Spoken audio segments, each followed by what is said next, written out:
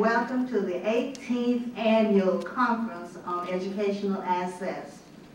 To Chancellor Davis, Dr. Broom, Senator Broadway, Dr. Kimbrough, all others at the head table, and to each person in the audience, as well as the very competent staff here at the Convention Center. Good morning, and thank you for being here with us on this great event. This program is UAPB's annual effort to bring together a diverse group of persons, legislators, parents, educators, concerned citizens, to enter dialogue on important issues current in regard to education and the success of our students. It is an opportunity for us to reflect, and so therefore we have a short presentation that is called a reflective moment. It is also an opportunity for us to recommit. Getting this information will not get us to where we need to go if we do not leave with a commitment to go back, number one, share the information, but also to develop action plans that we do in fact implement. We would like to thank Dr. Michael Bates for the prelude. Let's give him a round of applause. Dr. Bates. Dr. Bates wears two hats on our campus. He is the interim chair for the Department of Music. He is also the president of the Faculty Staff Senate. We know you are busy, and we appreciate the fact that you're here with us this morning.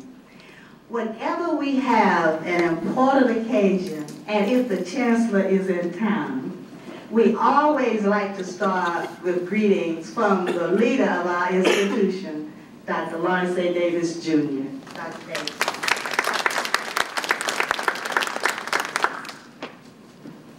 Thank you very much, Dr. Benjamin. Good morning to each and all. And to you and the head table, to all of you that are here, I'm very happy to have you join us today, despite the inclement weather. But well, regardless of the weather, we will still have the challenges in education that we have, so we must be about our work. But I want to first commend Dr. Benjamin, because this is the Mary Benjamin Education Access Conference, and all of those that work to make this program possible. As she indicated, you know, we are in the 18th or 19th year, and that's commendable. And she came as a new person at this university and envisioned this conference, made it happen. And I can tell you this has been the catalyst for many positive things that have happened on this campus. It has been the genesis for new programs, and we commend each of you, and Dr. Benjamin especially, on this. Each year we have focused on a critical issue that we needed to face in education. The topic this year is equally pertinent, especially is the P through 13 connection and urgent issue now. Especially, Dr. Johnson, since we've had this legislation that was recently enacted, which is compelling us to do something and do something in a hurry. And I can't say much more about that without revealing what I want to talk about. Okay. So let us focus our collective educational preparations and intelligence and determine a course of action. And as Dr. Benjamin said, let's make a commitment and let's go about taking care of this business with a sense of urgency. Thank you so much. Thank you. I'll tell the audience, those that do not work at UAPB, that the Chancellor has reminded us constantly this academic year of a sense of urgency, and we all embrace the concept that it is now time to act in a very positive manner. We're going to ask Dr. Betty Wright to give us a moment of reflection, and after she completes, I will ask Dr. Hurst to come immediately and give us an overview of the conference. Dr. Wright?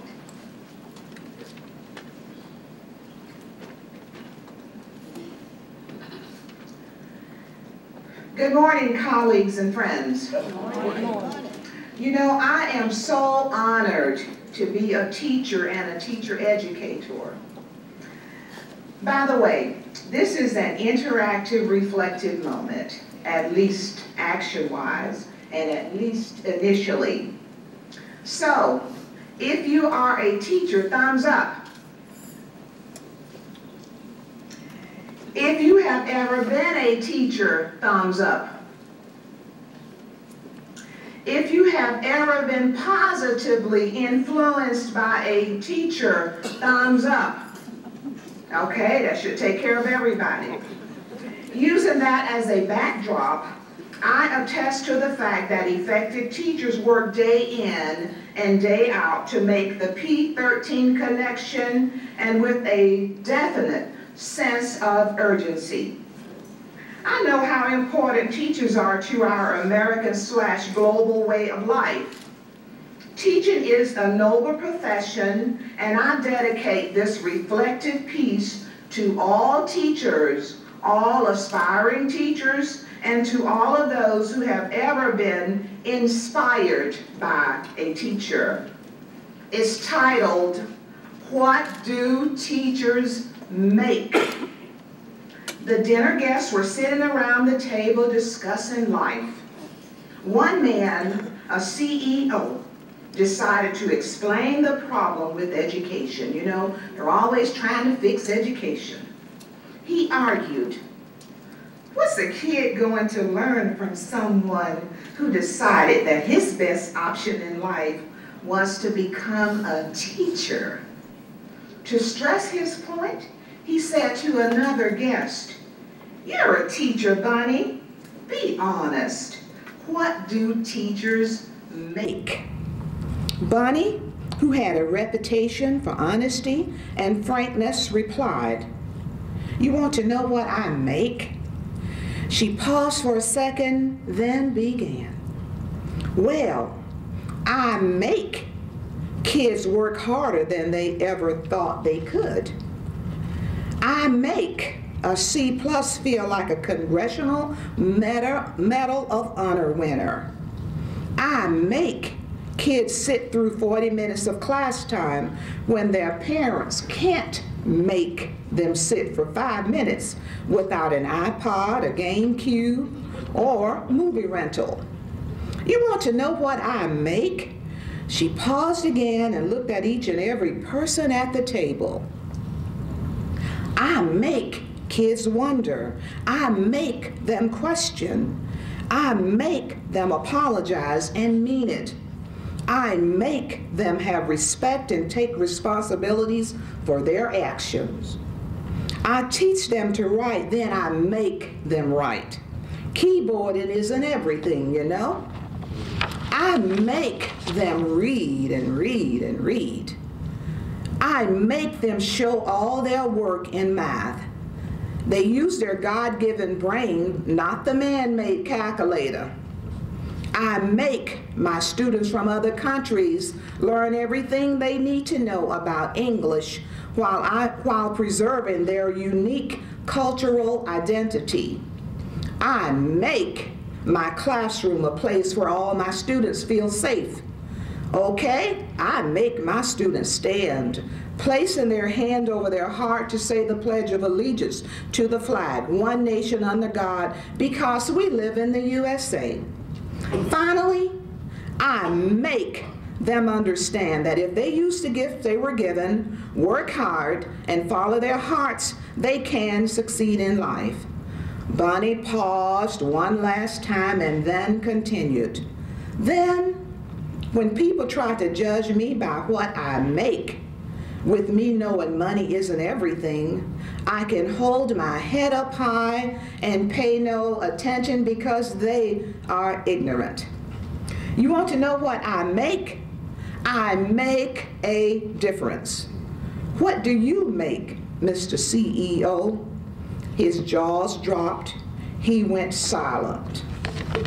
Teachers, in honor of every great teacher you have ever known, hold your head up high make the P13 connection, and with a sense of urgency, continue to make a difference. Thank you.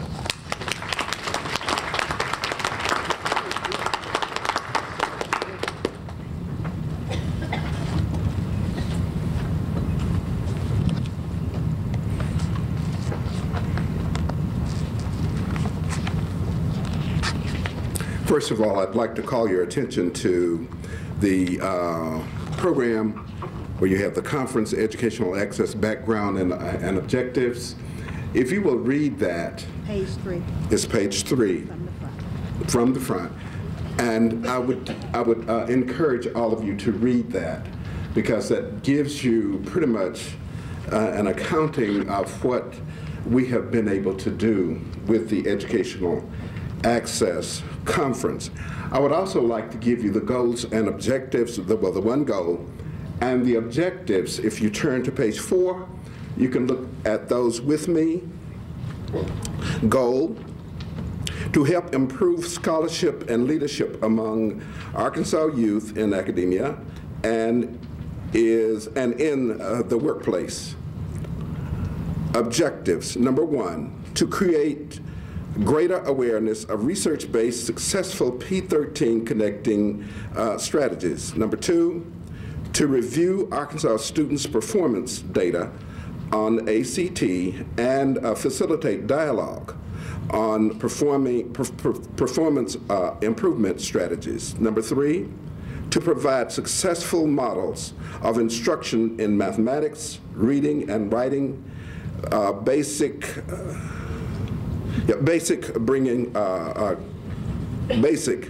bridging courses. All right, that hurts. Number 4, to highlight the concept embedded in Bridges Out of Poverty by Ruby Payne and demonstrate an applicability in Arkansas higher education and secondary education. Number 5, to help create a network of teachers, educational administrators, teacher candidates, parents, and community political leaders who are informed on strategies to better connect P13 and committed to innovations for student academic success. I got through that.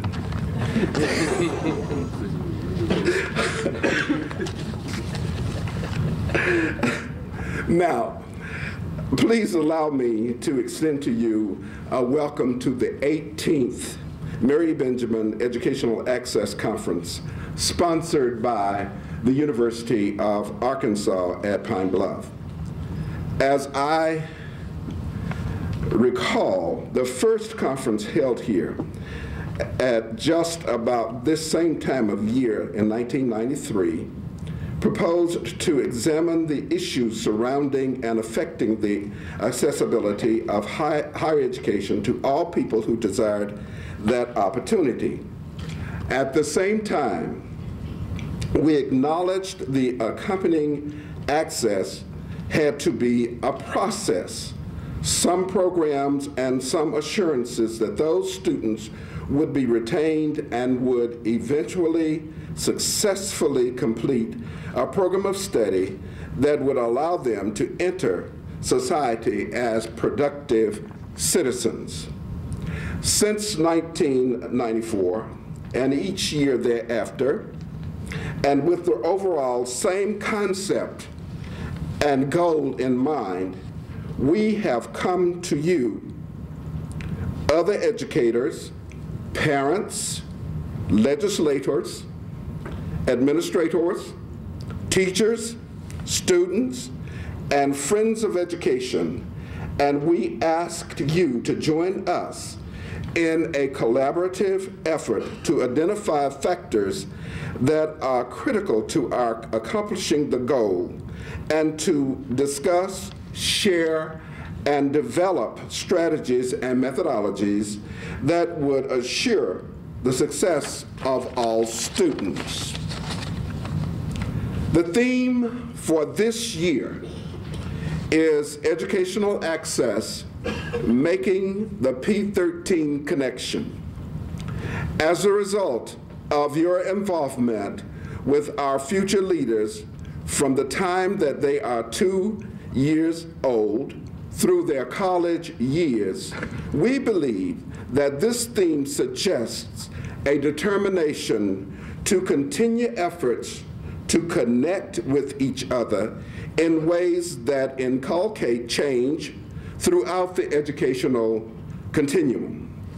It also suggests our belief here at the University of Arkansas at Pine Bluff that together we can create lasting relationships while partnering with all educators, parents, communities, churches, and all other significant and interested citizens to share successes and make a difference in Arkansas and our society in general. So during the next 2 days, we hope that you will take advantage of all of the experiences, the expertise, and the enthusiasm present, and that you will return to your various duties armed with and excited about all of the ideas that come out of this conference. Thank you for coming. Thank you for your interest, and thank you for your support of and belief in our efforts here at the University of Arkansas at Pine Bluff. Thank you, Dr. Herbst. Thank you so much, Dr. Herbst and Dr. Wright. I would like to just point out at this moment that one of our major sponsors for this conference is the Arkansas Department of Higher Ed. So let's just give them a round of applause. The University of Arkansas at Pine Bluff has a very outstanding music department. And today we are going to be honored by hearing one of our students present. Her name is Miss Geneva Lawson, and she will be accompanied by Dr. Michael Bates. When they are finished, I will ask Chancellor Davis to present the speakers. We will have a plenary address by Dr. Broom, and then we are going to be honored and excited to hear what we are doing in Arkansas at the higher ed and at the elementary, secondary ed levels to make the P13 connections. I will say, just before she comes, that as we were planning the conference, we talked about, should we say P16? And we said no. We just want to get them in college. If we can get them in college and they are ready, then we'll deal with the rest of it while they are here for the next 3 to 5 years or however long it might take. So with that said, let's hear Ms. Lawson.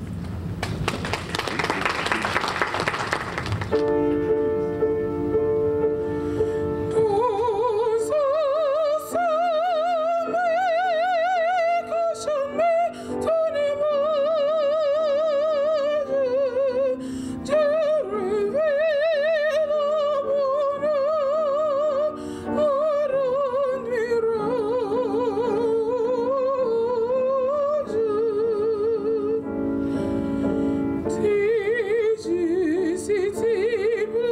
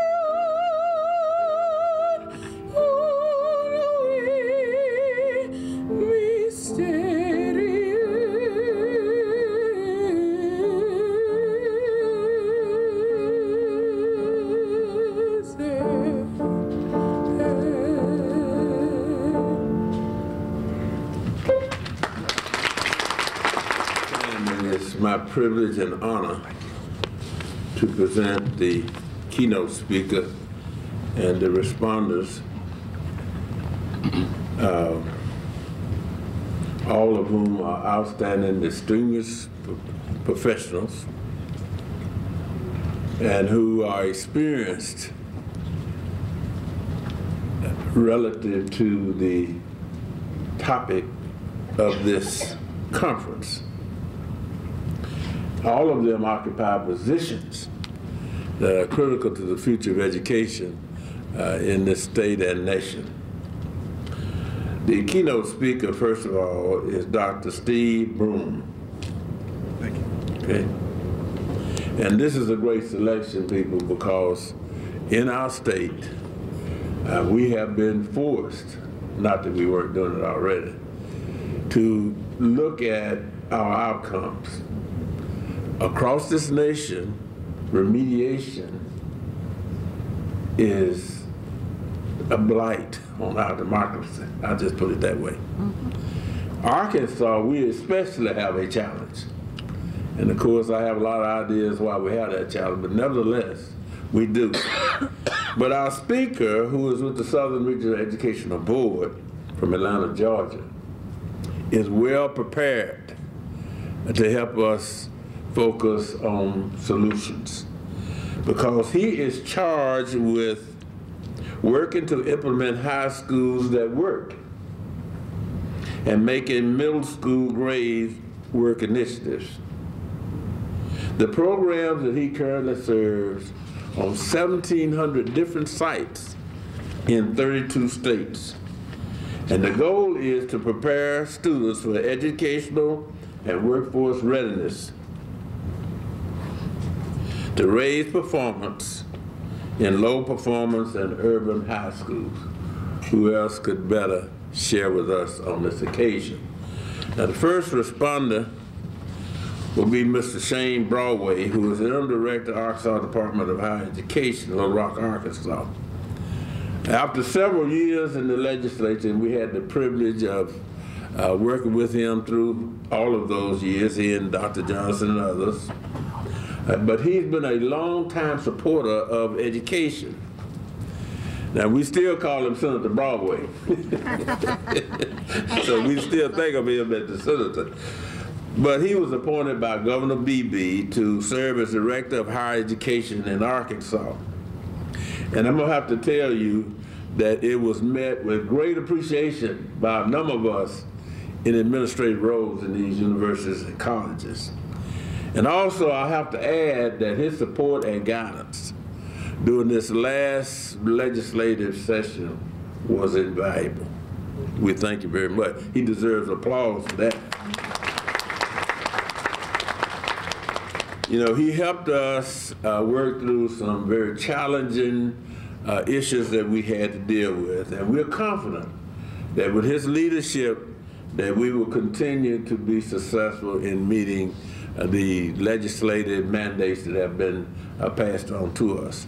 And then we also have with us from the Arkansas Department of Education, Dr. Tom Kimbrell, lifelong Arkansas educator.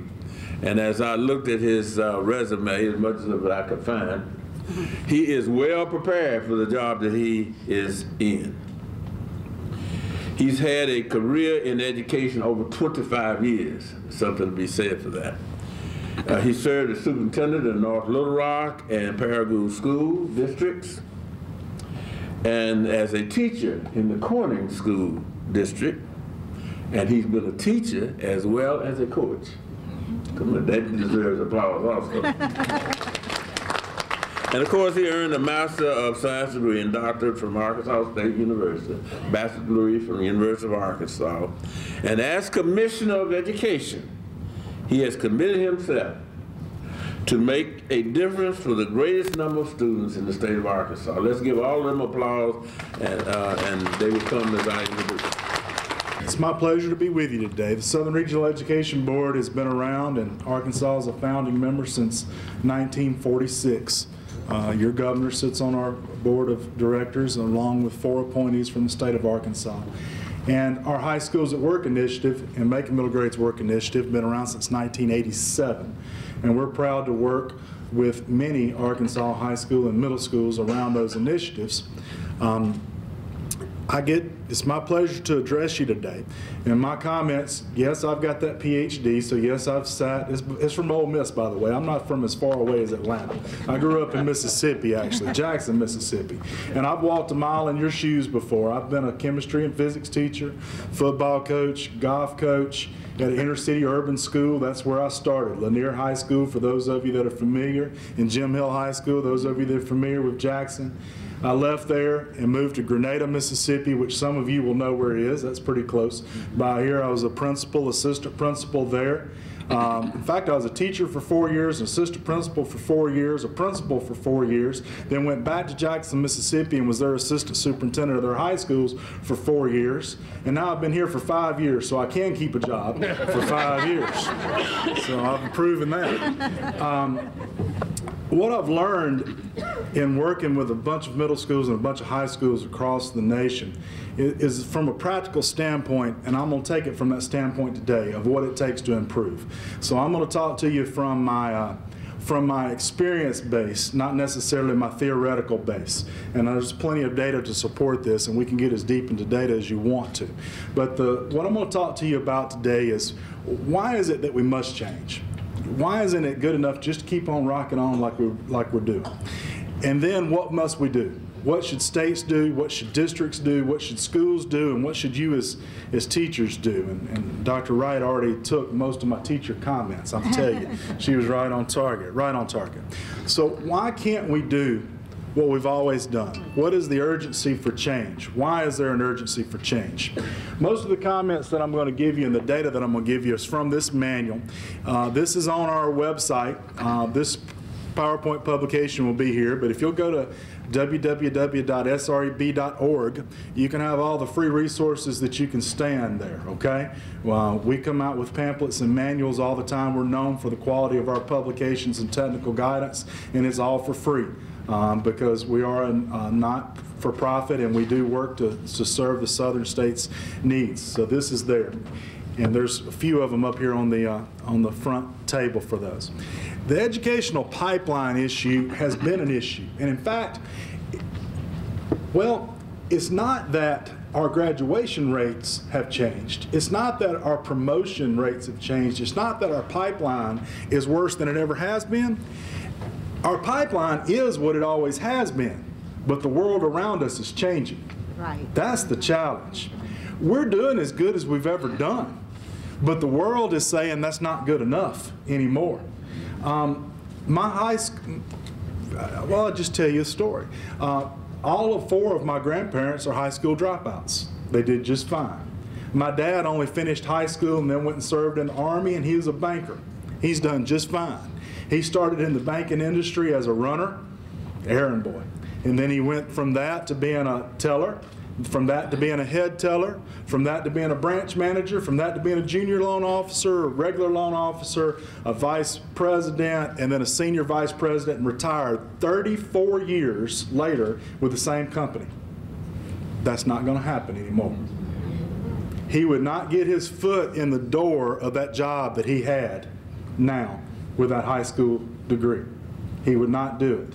And in fact, by the time our kids are 34 years old, they will on average have had 10 different jobs. That's right. Okay? 10 different jobs. The educational pipeline is what it always has been, but it's not going to serve the needs of our current students that we have with us today. If you look at 100% of 9th graders on this chart up there, and this is from the Stanford Bridge Project. It's a cohort look. Cohort research is the hardest kind of research to do. But if you look at 100 9th graders, on average, about 64 of them graduate with a regular diploma 4 years later. Now, that's national average. Some states are a little higher, some states are a little lower, and there's about 13 different methodologies in order to calculate graduation rate. We're coming down to one. but right now there's a bunch of them. But about 64 of them graduate. If you want to look at it with rose-colored glasses, the best that most people do is around 75%, and that's if they finagle and use different types of rates. That's about the best that we do with our on average. When you look at it in average, you'll find some schools that do better than that. But you'll find some schools, for every school that you find that'll do better than that, you take a New York City or a Philadelphia, Pennsylvania, where the graduation rate is actually lower than 50% for the kids that they get in. Of those original 100 ninth graders, about 38 of them enter into college. Of that 38 that enter into college, about 22 return for a sophomore year. In high school, the big push is from the freshman to the sophomore year. We have a lot of freshmores in high school, and they end up dropping out, and that Carnegie unit chases freshmores. Colleges have the same challenge. They get students in as freshmen. We'll talk about the remediation rate in just a little while. If they can get them to be sophomores, they can keep them. The challenge is keeping them long enough for them to be sophomores. Because if they do return for a second year, the 22 that do return for a second year, about 18 of that 22 do finish within a 4 to 6 year period, 3 to 6 year period with a 4-year degree. If you look at that pipeline issue, every time there's a transition point, we lose children. Every time there's a transition point, we lose children. And that first transition point, the reason why we started tracking it from the 9th grade is because our first transition point where we start losing this children in this pipeline is the 8th to 9th grade transition. That's where it happens. We start losing them as 9th graders. If you look at the percent of kids that need remediation once they enter into college, the best numbers we have today show about 63% of kids in need for remediation at 2-year institutions of further education, colleges, and about 40% at 4-year institutions. So if you want to take a rough number of that, about half. And if you look at college readiness, this is from institutions. This is from colleges. If you were to look at ACT data or SAT data or NAEP data, they would agree at this. Any way that you want to measure exiting seniors, about half of our kids are ready for college level work when they leave us in the 12th grade year. Folks, that is as it always has been. If you were to look at the graduation rate for the last 4 decades, our graduation rate has been the one thing that has held steady for the last 4 decades. And in fact, our graduates today have more math, have more science, are better prepared than they ever have been, but the challenge is it's still not going to be enough for us to fulfill our pipeline needs. Because the growth in this economy, what growth there is. The growth in this economy is in jobs that require an associate's degree and higher. In fact, the 2-year degrees is the fastest growing job segment. After that, it's 4-year degrees, then master's degrees, and beyond that, professional degrees and terminal style degrees. But if you look at the job growth in the high school or less, that job growth is not there. We are exporting a lot of those jobs in America. We are exporting them away from America. And so our kids are having to compete. If you ever want to read a non-flat book, read The World is Flat. It's a really nice book. It's a big book. Get it on books on tape and take it with you. But he really wrote about education. I think he wanted to write a history book, but what he really wrote was an education book. And it tells this story about why what we're doing with the pipeline will not work. We have to get more kids through this. Now, I've spent all my life in inner city urban schools with one rural environment, and there's a couple of data points that hurt my feelings deeply. But just because it hurts my feelings don't mean it's not so.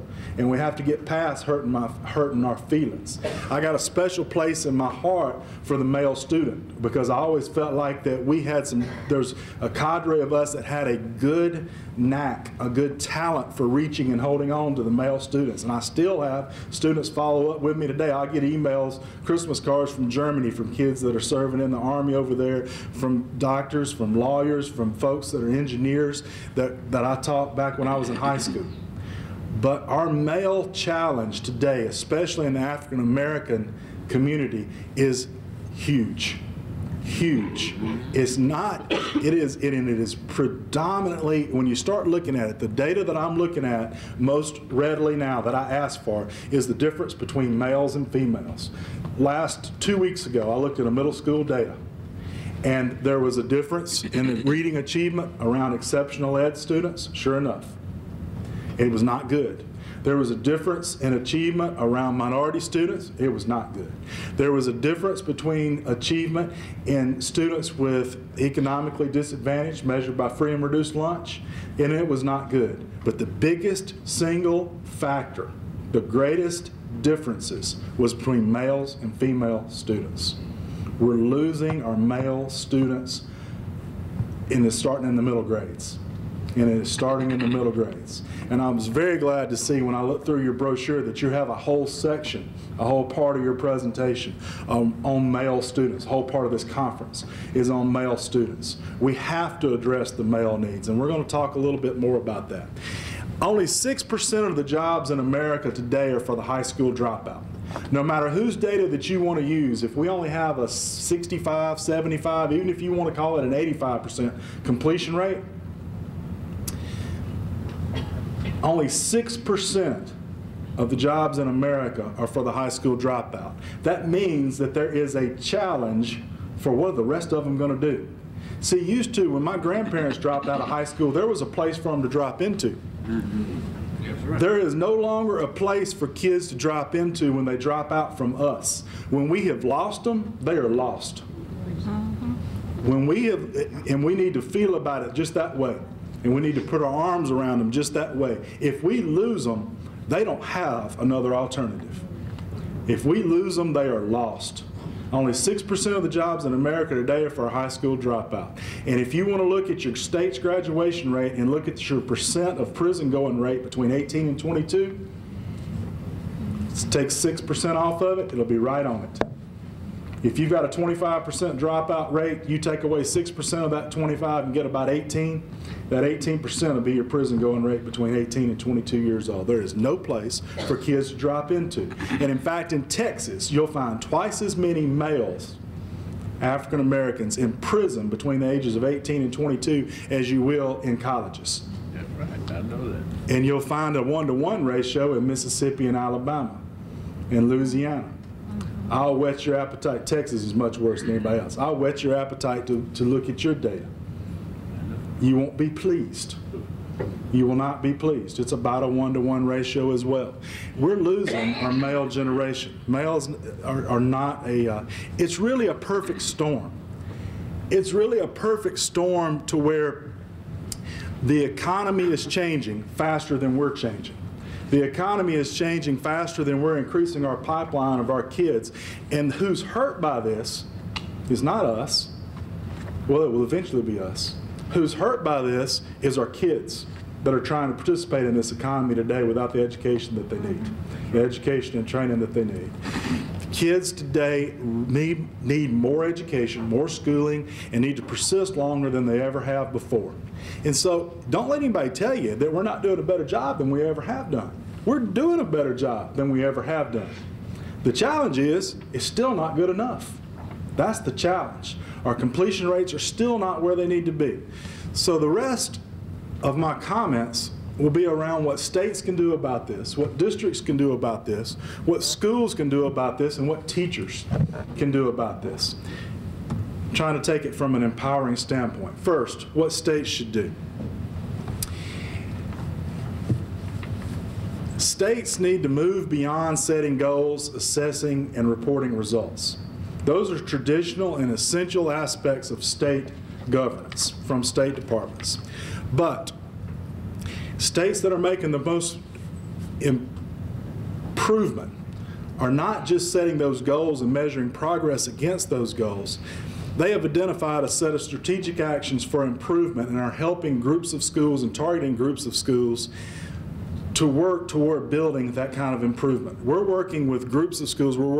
We started working with 8 lowest performing high schools in Alabama 3 years ago. And those of you that are deep into this SIG grant work will understand this. These were the absolute 8 lowest performing schools 3 years ago. 1 year ago, when the first round of SIG grants came out, none of them qualified as a Tier 1 school. Now what that means of us, for those of us that aren't deeply into that data piece, is not only were they not the lowest 8 performing anymore in the state of Alabama, they weren't even in the bottom 5% of the state of Alabama. That's how fast they moved. Knowing what to do with high schools is not the challenge. How to get it implemented is the challenge. And states have to build their confidence working shoulder to shoulder with outside providers like us and like others to build their confidence to be able to provide technical assistance to the state's lowest performing schools and build their efficacy. It really gets down to efficacy. Both the State Department's efficacy, the district's efficacy, and the school's efficacy. And efficacy is nothing more than how well you believe you can do something. You ever heard a kid say, I'm not any good at math, my parents aren't any good at math, math's my worst subject, I'm just not going to be good at math? You know what? He's right. If he believes that, he's right. Same thing translates to adults. We got beliefs too. Early on, folks develop, in their teaching careers, develop real deep set beliefs around what kids they can reach and what kids they can't reach. And their effort is tied to efficacy. Their expectations are tied to efficacy. And the amount of extra help they provide for kids is tied to that efficacy. People have to see to believe. And you only change an adult's belief by getting them to do something different, see different results, and learn what it is that impacts these kids that we sometimes have trouble reaching. But many of us are able to reach. Many of you are able to reach. Many of you are able to reach. So a focused set of strategies, a focused set of goals that are processes that they work with a group of schools to do really helps. The state has to turn, in basic language, the state has to turn from just a compliance piece into not only a compliance piece, but a technical assistance piece in order to improve. Second, the most important thing a state does is design the way it keeps score. You believe the three-point line in basketball changed the game of basketball? It did. The most important thing about anything that you do is the way you keep score on it. And if the way you keep score, it drives the behavior of people. The three-point line drives the behavior of shooters. It does. You'll see them kick it out beyond the three-point line and take a shot that is 15 feet further away from an open shot that they've got. And then they'll go to protect the board for a rebound for that shot, to get those extra 3 points. High school principals behave to win the game. High school principals behave, so do middle school principals. But high school principals behave to win the game. And so if your complete accountability structure is around assessment that ends around grade 10, you don't have a college preparatory atmosphere. You can't drive it with state accountability measures. Right. You got to get beyond that. You got to get beyond graduates meeting you got to get beyond low-level expectations that end early on in the high school career. The biggest, I'll tell you this, the biggest change I've seen in any high school principals I work with, the teams I lead go in and out of 4-digit numbers of schools, okay? And I'm in and out personally myself directly with about 100 schools every year. The biggest change in principals I've ever seen take place is in Florida 1 year ago.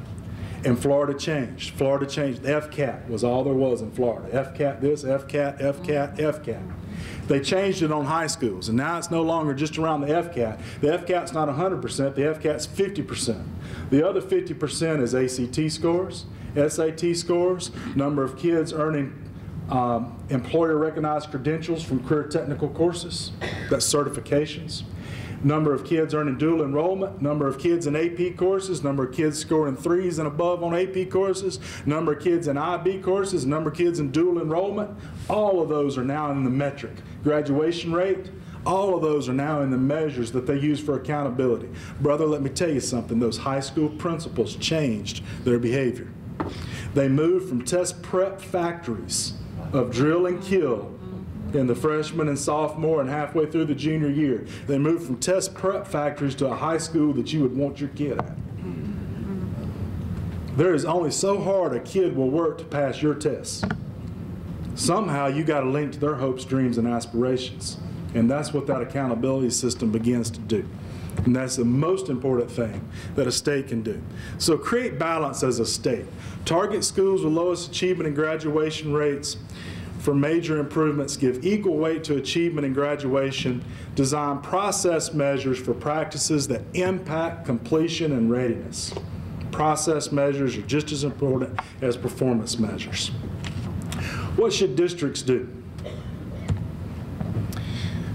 Well, the first thing a district can do is select the right leader for its schools.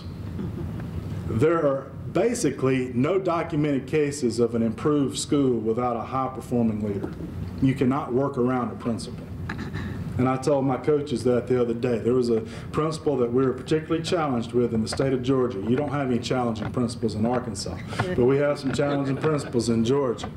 And I told them that I have a cadre of folks that work with that school. One works with them on literacy, one works with them on math, one works with them on career tech and programs of study, and one's an overall leadership coach. And I call the leaders of all these teams together.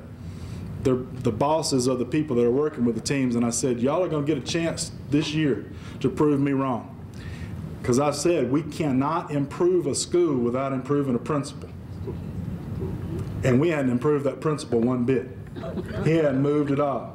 So if this school improves, y'all will prove me wrong. And they all to a one said, we're not going to prove you wrong.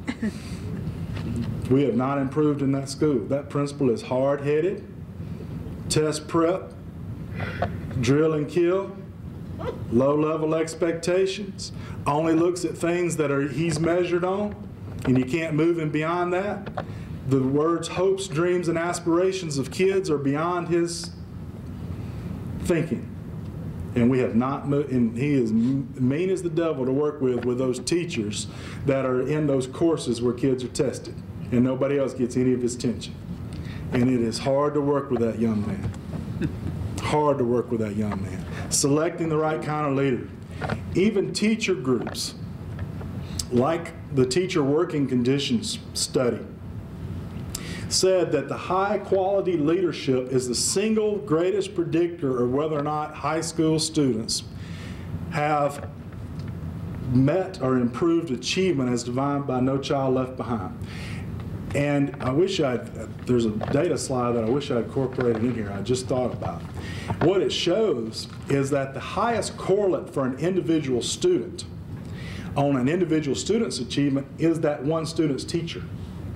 The highest correlate for an individual student is that student's teacher, the highest predictor of that student's success. But the highest predictor of a group of students' success, say like all 9th graders, or all 12th graders, or all male students, is the principal. It gets beyond the individual teacher to the principal when you start looking at aggregate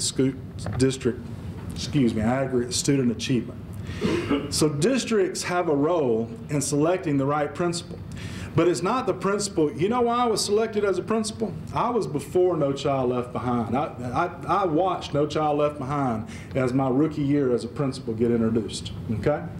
I was selected as a principal because I was real good at anticipating volatile situations and diffusing them immediately. I was real good at that. I can talk to people, okay?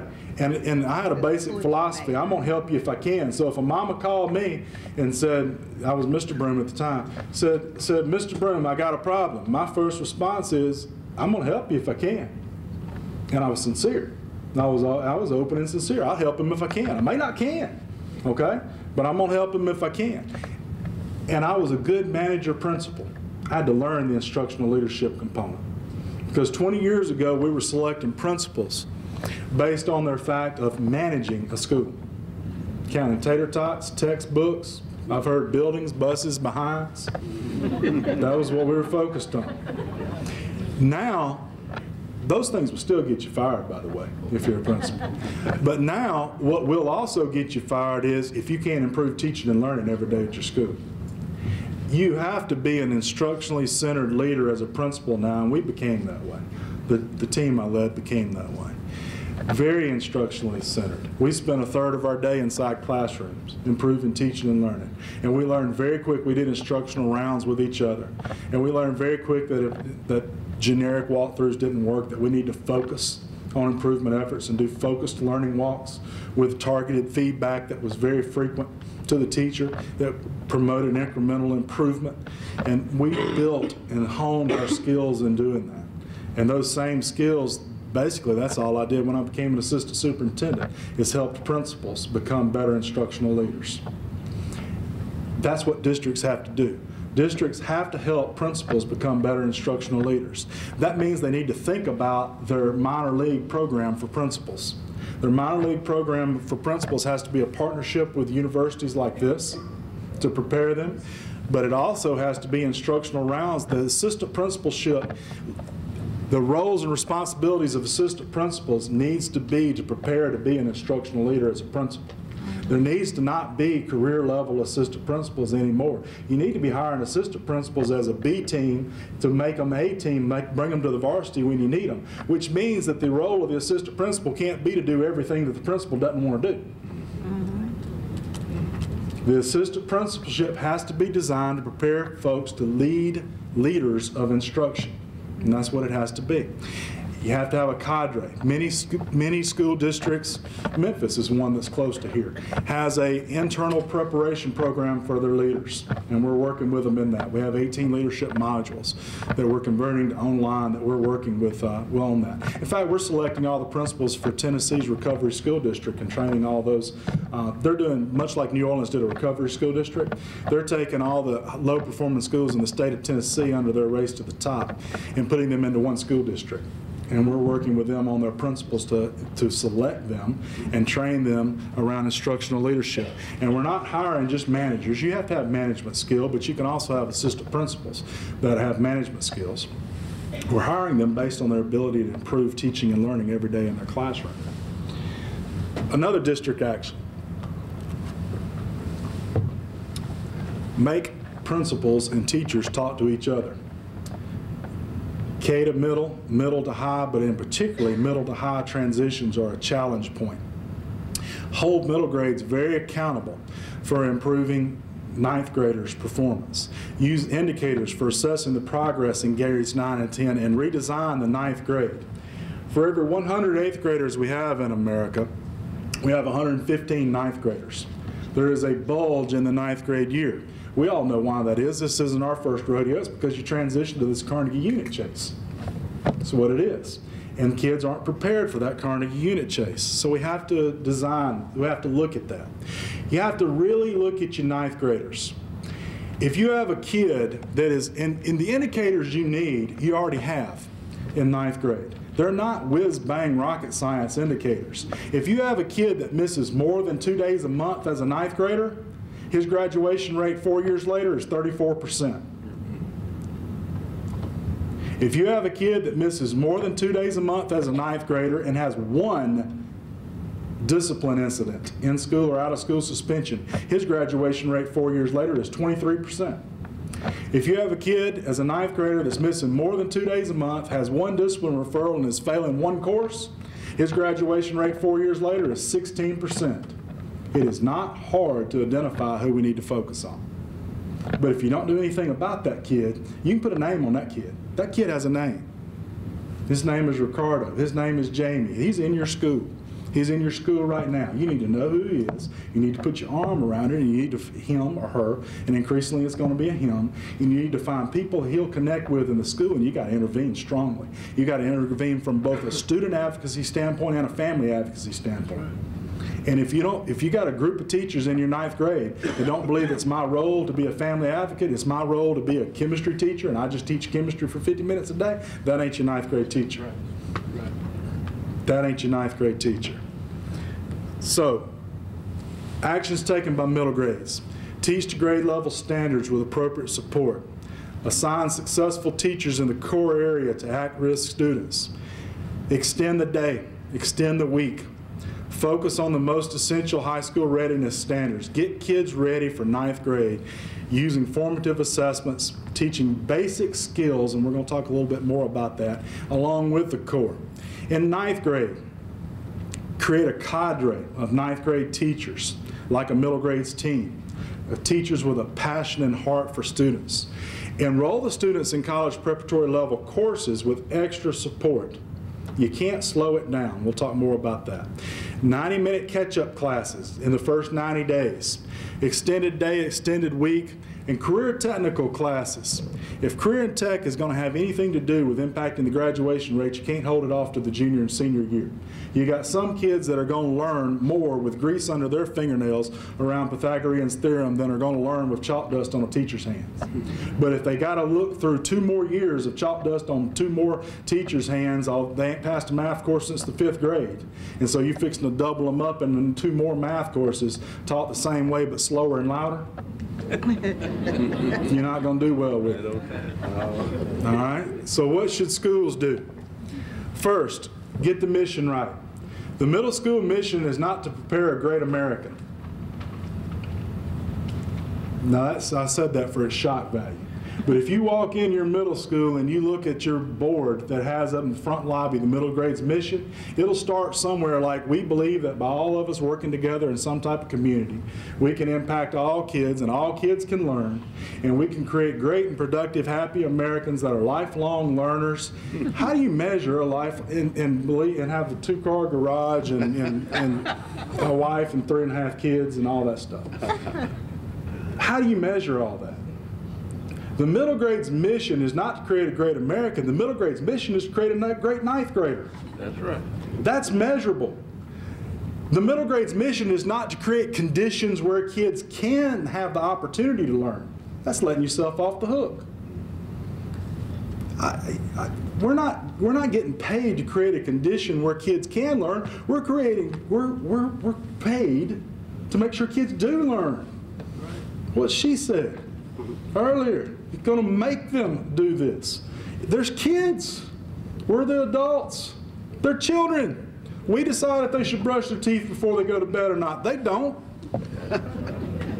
Oh, thank you. We decide what they should do. So middle grades needs to get very hungry around the mission to prepare good 9th graders. And the high school mission is to prepare kids for careers and to prepare kids for further study, maintaining both. We can walk and chew gum at the same time. It's both. It does not prepare kids for some low-level state test.